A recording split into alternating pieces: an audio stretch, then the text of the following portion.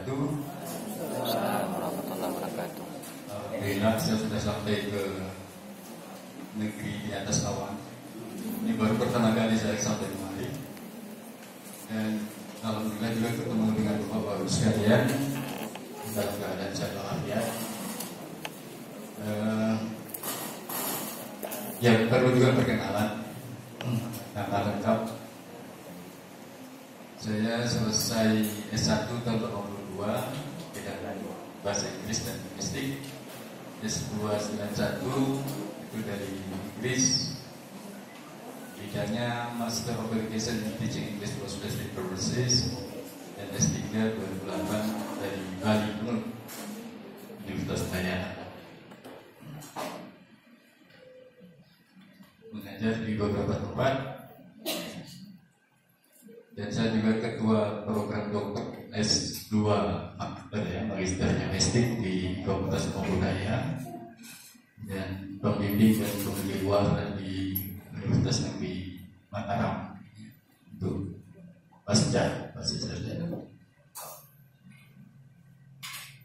Bapak Ibu sekalian, judulnya itu solusi problematika penulisan karya ilmiah dan publikasi ilmiah di era industri 4.0. Sedikit saya perbaiki ya, dan solusi problematika penulisan dan publikasi di dua sekaligus permasalahan. Penulisan apa? Publikasi apa? Karya ilmiah.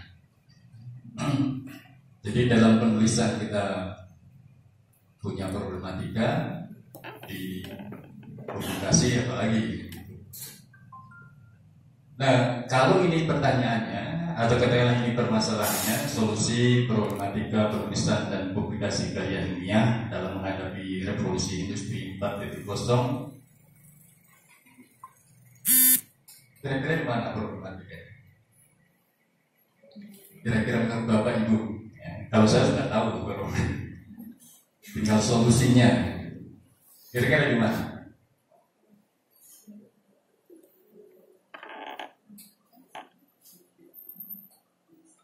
Ya, salah satu situasi ini juga problematika. Situasi sekarang dengan bangku yang kosong itu problematika. Artinya minat untuk kesana nggak ada. Jadi mungkin bagi Bapak Ibu yang hadir ini sudah tahu dia problematikanya. Apalagi yang tidak datang tapi mau sertifikat misalnya gitu. Ini belakang saja kita dulu. Itu problematika. Dalam sertifikatnya aja itu problematika dalam kasus penulisan karya ilmiah. Kita sebutkan di sini karya ilmiah karena memang dunia kita dunia ilmiah ya, writing, menulis itu kan ada dua macam, akademik dan yang tidak akademik. Dunia kita adalah akademik. Yang kita tulis adalah ilmiah. Dan ini dituntut khususnya pada revolusi industri 4.0. Nah, bagi saya pribadi, yang lain punya prinsip lain, tapi saya sederhana saja. Bagi saya revolusi industri 4.0 itu tak masalah dan tidak perlu ditakuti. Karena toh kita hadapi. Filosofi sederhananya, kita bakal tahu di depan ada sesuatu, pasti sesuatu yang modern. Kenapa nggak kita siapkan dari sekarang? Setelah sampai ke situasi itu baru kita persiapan, baru kita sibuk. Jadi kuncinya adalah satu kunci saja: qualify yourself. Kualitaskan diri. Mau zaman apa saja, kalau kualitas dirinya ada, nggak peduli. Situasi apapun yang bakal kita hadapi ke depan, kalau kita sudah kualitas, nggak peduli, pasti aman. Tapi pada saat kita memasuki era apapun namanya dan kita nggak ada persiapan, itulah masalah, itulah problematika. Jadi saya selalu sarankan kepada sahabat-sahabat saya yang bekerja di guru, di dosen, ya, qualify yourself, itu saja. Karena guru, dosen adalah sumber ilmu. Kita bakal dikorek ya, ilmu kita sama mahasiswa sama murid.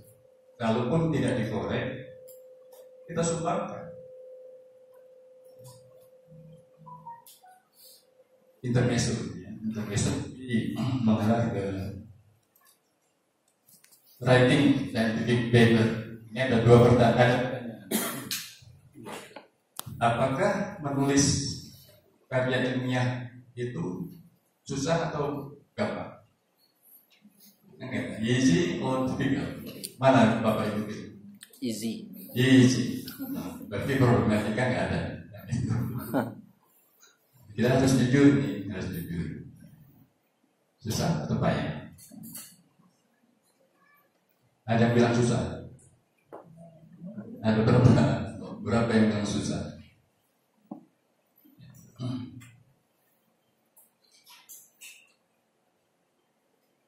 Yang non akademik itu kadang kita susah. Pada saat Bapak Ibu waktu muda-muda dulu pacaran kan ngarang ya. Ngarang sudah itu berapa yang dirusak. Masih berpikir apa yang mau disampaikan, apa yang mau diberikan, tersinggung atau tidak, menyakiti hati atau tidak, itu kan dilema dalam menulis. Itu yang tidak ilmiah. Kalau yang ilmiah pasti ikut rambu-rambu ilmiah gitu. Nah, mengikuti rambu ilmiah itulah yang kadang-kadang membuat kita pusing.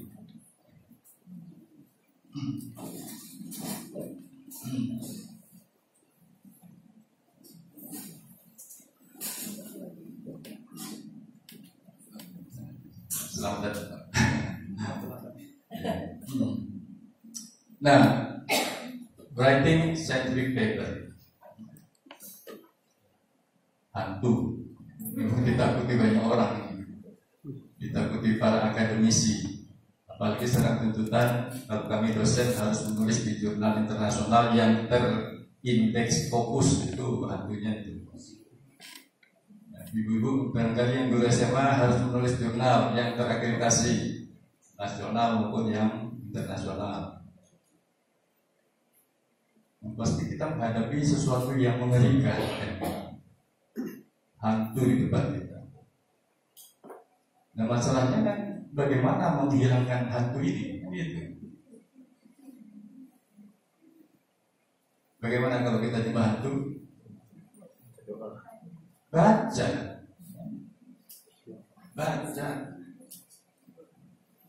Kalau hantu baca doa, kalau hantu writing, scientific writing, dia baca buku. Gitu. Hanya itu kuncinya. Kalau tidak ada baca, itu sampai kapanpun tidak bisa. Pasti tidak bisa. Apa yang mau kita tulis? Apa yang kita mau support ide kita? Scientific writing membutuhkan supporting teori yang itu. Kita harus baca. Apa yang kita baca? Buku-buku writing. Pernah baca buku ini, buku Bapak? Advanced Writing in English as a Foreign Language. Karena terus kita bagaimanapun kalau jurnal internasional wajib bahasa Inggris. Saya coba nulis bahasa Jawa nggak diterima. Jadi wajib bahasa Inggris. Yang nggak tahu bahasa Inggris harus tahu. Karena syaratnya adalah jurnal internasional. Internasional itu bisa bahasa Jepang, bahasa Mandarin bisa, bahasa Arab bisa. Tapi yang paling utama adalah bahasa Inggris. Bapak Ibu juga harus baca yang lain. Ada writing, scientific, research, article. Yang kita tulis itu hasil penelitian. Itu yang selalu yang primadona, ya. Primadona hasil penelitian kita kirim ke sebuah jurnal, ditulis dengan sesuai dengan permintaan jurnal itu primadonanya. Jadi harus ada penelitian. Apapun yang kita teliti. Penelitian kelas boleh, penelitian berhubungan dengan bahasa juga boleh, penelitian dengan lain-lain bisa. academic writing. Ini buku-buku yang populer. Kalau kita nggak baca, ya tahunya sedikit. Kalau kita baca ya banyak yang bisa kita pahami dan kita. Ini juga academic writing, handbook for international student, kita anggap saja lah. Karena kita bahasa Inggris sebagai bahasa internasional, di sini banyak isi-isi penulisan. Dari mulai tulisan paragraf yang paling kecil, essay, sampai laporan penelitian. Dan itu secara internasional diakui. Artinya kita harus mengikuti pola aturan yang mereka buat. Writing skills, ada successful writing, dan kalau fokus 9 lagi nggak ada. Di antara itu ada yang sudah pernah ibu baca, bapak baca? Belum. Nanti saya kasih gratis. Dan 49 ini juga. Dan 49 buku yang ini tambahnya tadi itu nanti panitia colokkan sini itu. Alhamdulillah. Dan ini hadiah Medan untuk negara di atas awan. Amin. Kita plus. Mantap. Dan saya yakinnya kalau itu dibaca, dipelajari dan dipahami isinya, dan yang tak kalah pentingnya dilatih. Karena menulis itu butuh latihan. Dan itu pasti bisa. Ingat ya, pasti bisa. Praktis. Ada mahasiswa tanya, jadi Pak kalau nggak bisa, kan gitu. Padahal udah saya bilang pasti bisa. Masih ngeyel nggak? Kalau nggak bisa Pak, gampang juga. Kebetulan saya pilih nggak ada Indomaret ya, nggak ada Indomaret, nggak ada Alfa Meeting. Di situ ada Alfamart beli M150 minuman itu seperti keratin yang M150 minum bisa. Jadi banyaknya. It needs serious and continuous practice. Kalau ini tidak dijalankan, tetap kita menghadapi problematika ini. Butuh latihan yang serius dan continuous. Practice. Hanya itu kuncinya. Kalau ini tidak dilakukan, yang mestinya kita dapatkan 100, ya paling-paling 39, 38. Nah sekarang masuk ke waktunya singkat saja kita berdebat. Writing effective research paper. Jadi yang saya katakan tadi, hasil riset itu yang paling bermakna dalam penulisan di jurnal-jurnal internasional. Kita di sini kan kopi, gitu ya, kopi yang paling kopi kayu. Barangkali ada tersimpan di situ sesuatu yang bisa kita unggah ke internasional, baik tentang pengajaran, kebahasaan, linguistiknya. Itu pasti ada yang bisa kita urai. Apalagi sekarang kopi booming gitu ya. Saya lagi mengadakan penelitian juga tentang kopi di Medan. Kalau Bapak Ibu pernah ke Medan, dan saya yakin pernah, dan pernah tahu jalan Gagak Hitam, itu ring road baru, panjangnya 8 km.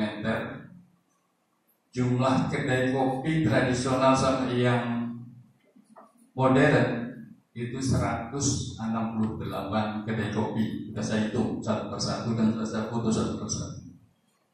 Namanya macam-macam. Ada nama tetap bahasa Aceh, ada bahasa Jawa, ada bahasa Batak, bahasa Inggris, ada free wifi, gitu. Jadi sambil ngopi sambil download bisa. Nah ini dalam linguistik bisa dikaji. Dalam linguistik ada namanya lanskap linguistik, bahasa di alam terbuka. Itu satu chance bagi kita untuk bisa mengunggah hal-hal yang berkaitan dengan bisnis kopi itu atau bisnis warung kopi itu dengan bahasa yang bervariasi. Ada bahasa asing saya tanya sama yang punya kopi, kok mesti tetap bahasa Aceh? Kopi apa? Karen, karen itu. Kok mesti itu Pak namanya? Oh ini konsumen saya orang-orang tertentu yang memang hobinya mencari kopi-kopi seperti ini. Ada nama orangnya, orangnya sudah meninggal. Katanya ini nama abang, bukan nama bapak saya. Jadi konsumen bapaknya dulu tetap setia. Jadi ada semacam cara menggait konsumen dengan bahasa yang itu termasuk lanskap linguistik.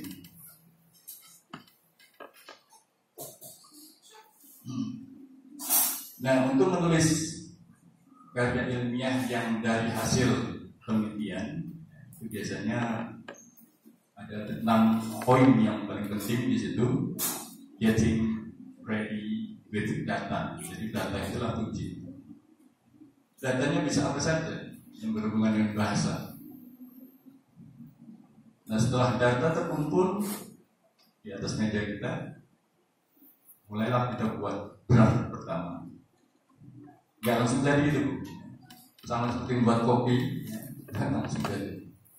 Harus diputih, dijemur, ada kulit arinya dibuang lagi, nanti ada yang dua biji jadi 1 biji itu seleksi lagi dan segala macam. Seperti itu. Kemudian structure of the scientific paper, kita cari informasi bagaimana sih struktur karya ilmiah itu, maunya seperti apa. Nah, itulah yang kita berikan. Kita pilih jurnal apa yang mau kita tuju. Nah, zaman sekarang itu gampang, Google, International Journal, muncul banyak sekali jurnalnya, dan kita tinggal pilih yang mana yang kita mau. Nah, maunya apa dia?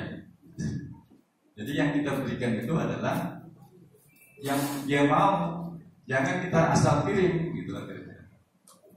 Kalau kita kirim ke jurnal yang salah, pasti gitu.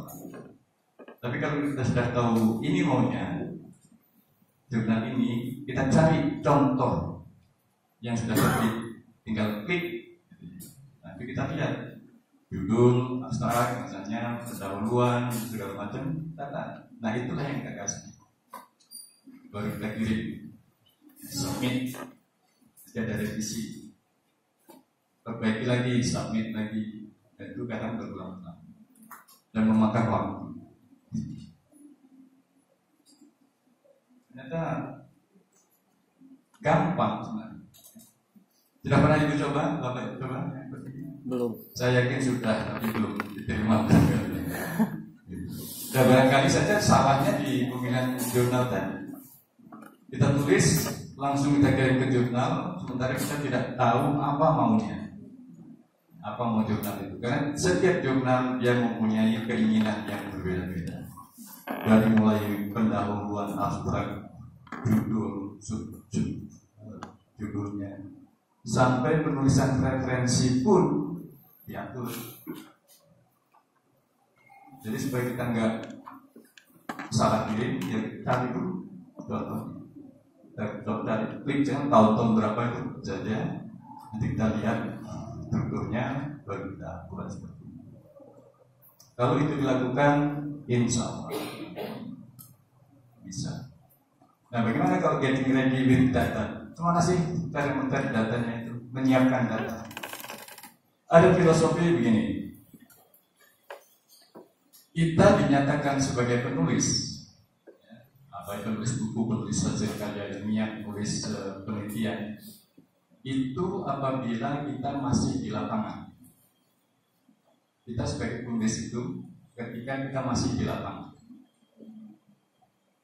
Pada saat kita sudah dapatkan data ada di meja kita ini dan kita mulai menulis, kita bukan penulis, kita adalah pembaca.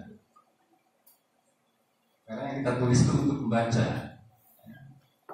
Karena data yang kita cari di lapangan itu kita yang tahu, orang lain tidak boleh tahu. Penulis itulah yang tahu apa yang dia mau. Makanya pada waktu kita di lapangan, kita itu penulis. Kita membutuhkan apa yang kita butuhkan. Kita mencari apa yang kita butuhkan untuk menulis. Setelah kita gendong ke rumah, bawa di atas meja, mulai kita susun first draft lagi. Di situ kita mulai sebagai pembaca. Kalau aku tulis seperti ini, ngerti enggak? Kalau aku tulis dengan kalimat ini, bisa enggak diterima?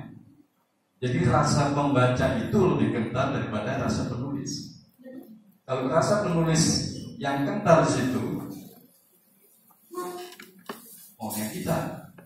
Sementara tujuan menulis itu adalah untuk membaca. Jadi tujuan menulis hanya untuk memuaskan pembaca. Kalau pembaca nggak puas, tewas ya. Getting ready with data itu yang paling penting. Apa yang mau kita tulis, apa yang mau kita sodorkan, apa yang kira-kira penting. Kok penting ini? Jadi gue bertanya, kok mesti ini yang mau saya ceritakan ke orang? Apa sih pentingnya? Apa sih untungnya membaca tulisan kita itu? Itu kita pikirkan. Jadi kita organisir, atur yang mana dulu, kedua, ketiga, keempat. Kita. Dan kita yang tahu itu penulis. Nah setelah selesai itu kita diskusikan. Ya kalau kita punya dosen, punya promotor, punya pembimbing, kita diskusikan. Kalau saya buat seperti ini, seperti apa Pak? Bagaimana Pak? Komentar.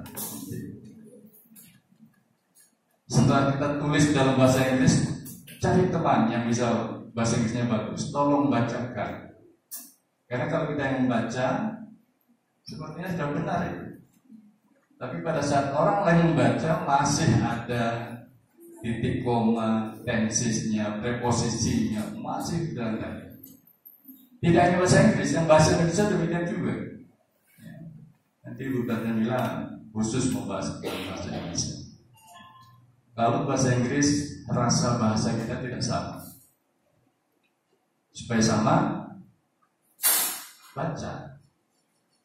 baca tesis, disertasi, hasil penelitian orang. Bagaimana cara membuat kalimat, menyambung kalimat, bagaimana cara mendeskripsikan gambar. Itu kita wajib membaca tulisan orang. Kita contek. Yang kita contek adalah cara penulisannya, bukan idenya. Ide tidak boleh dicontek. Cara menulis boleh. Itu personal sebenarnya. Kalau kita tiru itu plagiat. Tapi kalau bahasa, cara mengurai kalimat, pilihan kata itu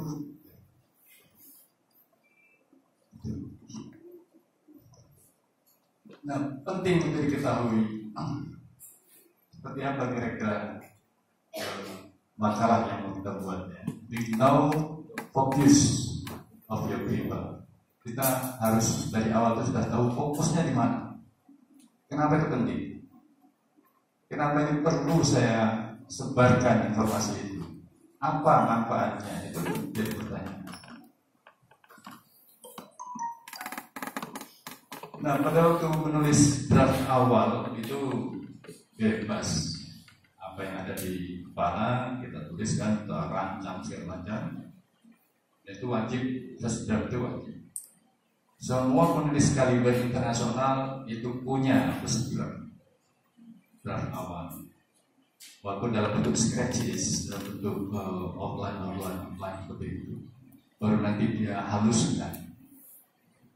Tidak semena-mena begitu kita tulis jadi itu siksa tapi dari setelah baca lagi itu berkembang intinya ya, berkembang. Oh ini perlu tambah, oh ini perlu kurang, ini perlu tambah dan segala macam.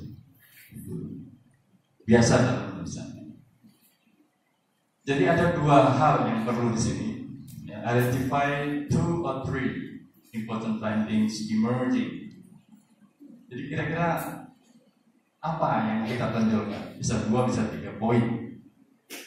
Aku mau menjelaskan 2 saja. 2 poin ini yang penting. Boleh. 3 nggak boleh. Banyak nggak boleh, karena makalah itu terbatas. Jumlah katanya sudah dibatasi. Artinya masalah yang mau kita uraikan itu terbatas. Kalau kita punya ide banyak, enggak. 3 dulu saya buat. Kemudian nanti yang kedua kita buat. Kalau kita punya 10 ide, bagi 3. Kalau perlu bagi 5. Jadi 5 makalah kan. Bisa.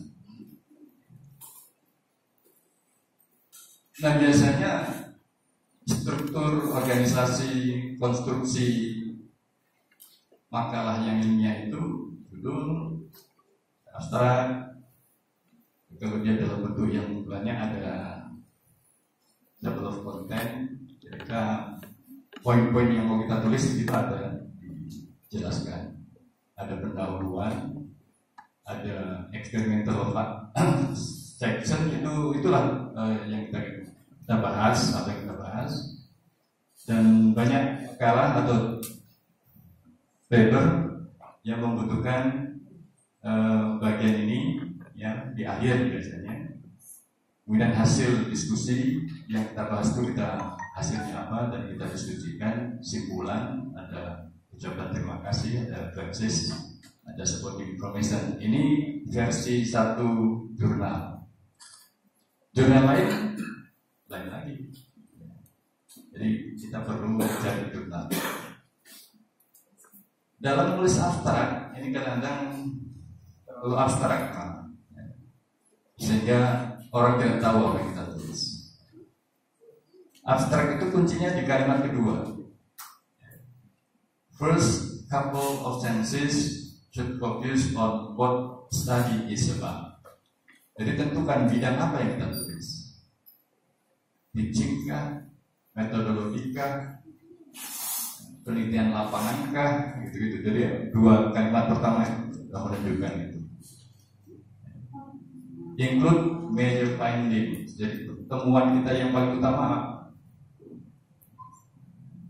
Kemudian abaikan detail experimental procedures dan data. Jadi jangan terlalu detail di situ kalau di abstrak. Keep it short and effective. Singkat dan efektif. Keep it simple and informative, itu yang penting dalam bentuk abstrak. Kemudian the structure scientific paper tadi introduction, mulai ya, bagian ini dengan latar belakang yang umum atau begitu. Tambah 2 atau 3 paragraf yang membahas masalah penelitian atau tulisan terdahulu, itu penting. Kenapa ini penting? Karena kita bukan orang pertama dan satu-satunya di dunia yang menulis itu. Kita sebutkan bahwa penelitian atau tulisan ini sudah pernah dilakukan orang dulu. Sebutkan namanya siapa, tahun berapa bukunya. Semakin banyak semakin bagus. Artinya kita membaca. Artinya kita punya latar belakang yang kuat untuk menciptakan tulisan kita itu. Dasarnya kuat. Jadi harus ada tulisan yang relevan, yang sudah ditulis orang, dan kita sampaikan, dan itu masuk ke referensi nanti. Coba dibaca buku apa yang dibaca. Kemudian tambahkan 2 atau 3 paragraf yang membahaskan penelitian yang terdahulu. Point out issues that are being addressed in the present world. Kelanjutannya apa? Ya, setelah kita tahu yang lama ditulis orang dan ini yang kita buat, kemungkinan apa ke depan? Jadi ada semacam visi tentang tulisan kita itu. Di bagian kalau penelitian bisa kualitatif, bisa kuantitatif, itu nanti disampaikan di top tertentu, di discussion, di hasil. Di sini juga disebutkan describe the results in detail. Ya, hasil analisis kita itu kita uraikan secara detail, termasuk healthy detail discussion, suatu diskusi atau penjelasan yang sangat-sangat berkaitan dengan apa yang kita bahas. Jadi kental kaitannya. urutan. The order of figures should follow the discussion theme. Kalau ada gambar, itu harus sesuai dengan penjelasan. Penjelasan atau penjelasan gambar itu boleh. Jadi penjelasan ini bisa dilihat di gambar 1.1 di bawahnya, atau gambar di atas. Pokoknya setiap gambar harus ada bahasanya. Tidak boleh gambar doang maksudnya. Harus dijelaskan. Gambar harus berbicara. Nah, bagaimana bicaranya? Contek tulisan orang. Bagaimana mendeskripsikan tabel, bagaimana mendeskripsikan gambar, itu biasa orang yang sudah populer menulis banyak ya. Dan contek. Supaya bahasanya tidak monoton. Kalau ada skema, foto, ya, itu juga harus dijelaskan. Nah, perlu dihindari presentasi data yang berlebihan. Secukupnya. Kalau datanya banyak bisa kita cut. Kalau datanya berlebihan bisa kita cut, bisa dipotong. Dan harus ada penjelasan.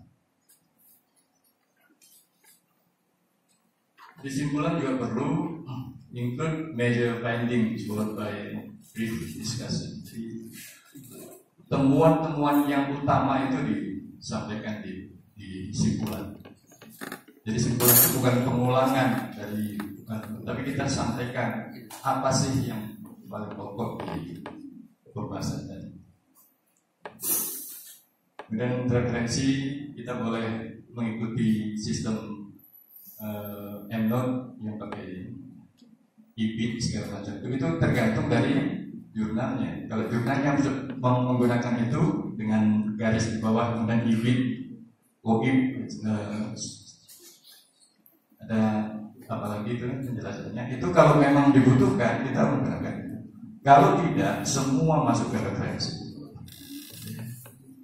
Cara pembuatan referensi juga berbeda-beda.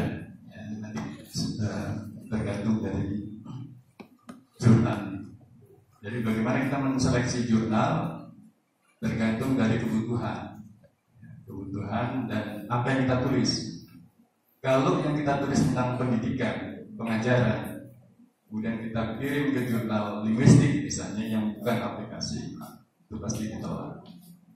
Jadi cari jurnal sesuai dengan apa yang kita buat. Cara mencarinya gampang sekali dan banyak. Saya kira